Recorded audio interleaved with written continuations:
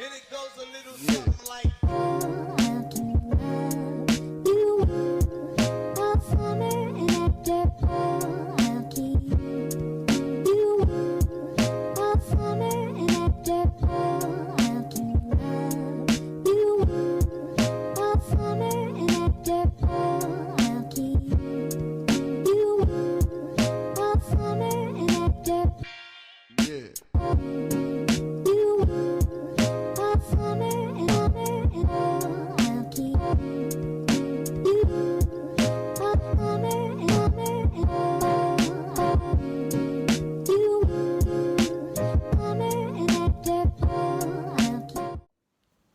Hi guys, Thatgirlbel here and welcome back to my channel.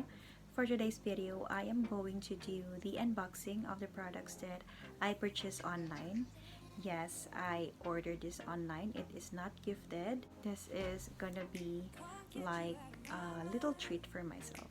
So without further ado, let's open it and let's see what's inside. I'm gonna go ahead and start off with this one. So we need to be very careful with this. It's very sharp.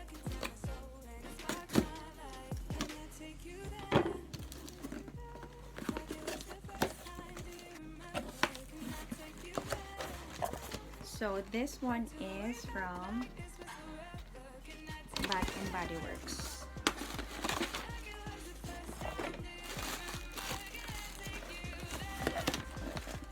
Ayan siya guys. This is a lotion.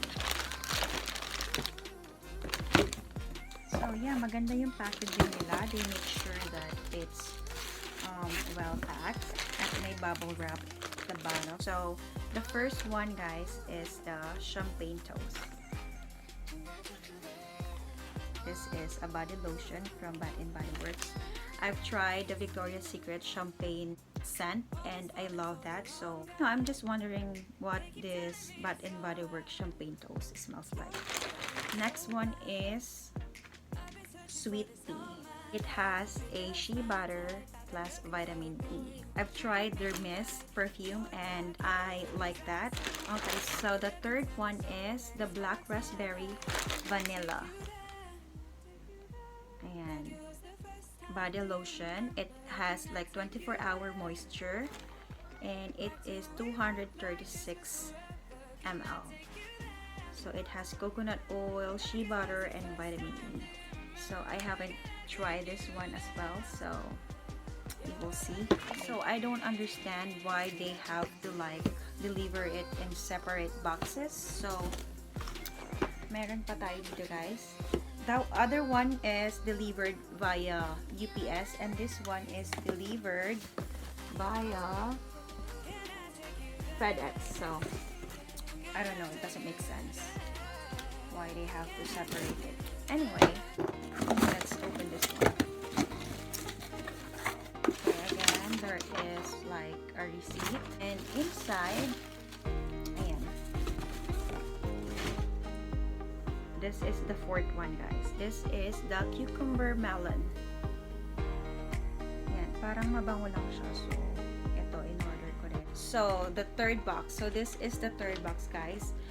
Like I said, it doesn't make sense why they have to like put it in a separate boxes. So, baka yun ang trip nila.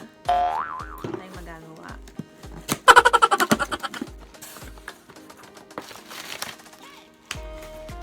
Ayan siya guys. So, I think I ordered like 2 each. Yeah, I ordered like 2 each for the same scent. So this one is also the black raspberry and vanilla. The same thing as the other one. Next one is the sweet tea. And sweet tea. Same thing as the other one. The cucumber melon. And then the cucumber melon and the champagne toast. Ayan, dalawa pala yung na-order ko niya. And last but not the least is the wild honeysuckle. Ito guys, iba siya. Ayan, wild honeysuckle. I love the smell of honeysuckle, guys. Again, sa Victoria's Secret, mabango yung honeysuckle niya. I like that. I love the packaging, guys. As you can see, it's all sealed. Ayan, sealed siya. Pati ito sa isa, sealed siya. The only thing I don't like about Victoria's Secret, guys, hindi siya naka-sealed. Last time I ordered like body lotion from them.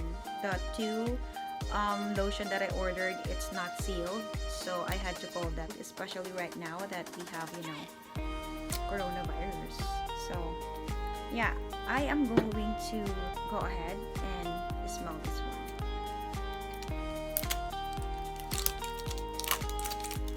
Ayan o, ang ganda ng packaging niya, guys. It looks classy, right? I think. Wow, it smells so good. But it is like a bit different from Victoria's Secret, guys. It like the champagne one smells so good, guys, but this one is a little bit different, but still it smells nice. So next is I am gonna go ahead and open this one. So tingnan natin.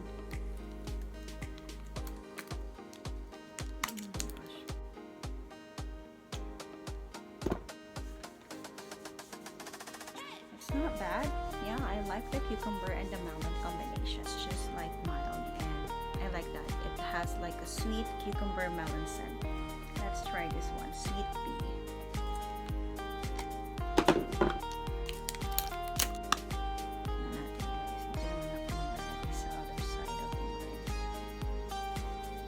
Wow, I actually like the sweet pea, guys. It still smells like strawberry for me, but it also has like a shea butter and vitamin E, so it's also nice. Next one is this, the black raspberry vanilla.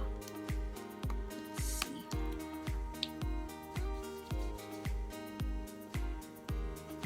Yeah, it smells like raspberry.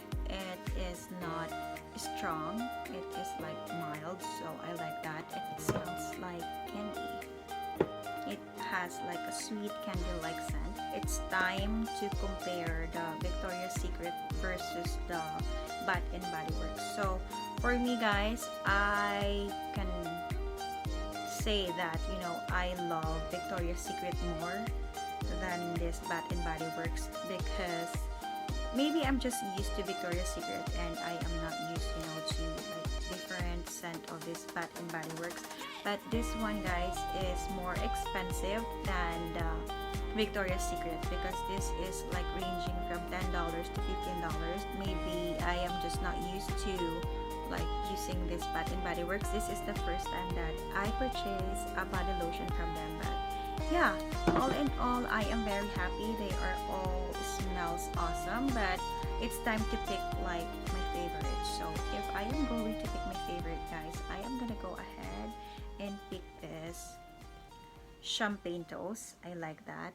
Second is this wild honeysuckle. I actually like this sweet pea as well. So ayan, etong tatlo na to, guys, it smells so nice. They are sweet. I love sweet scent. And yeah, this one is it smells sophisticated. Honeysuckle, it's not too strong, just perfect lang siya. It's not too sweet. So.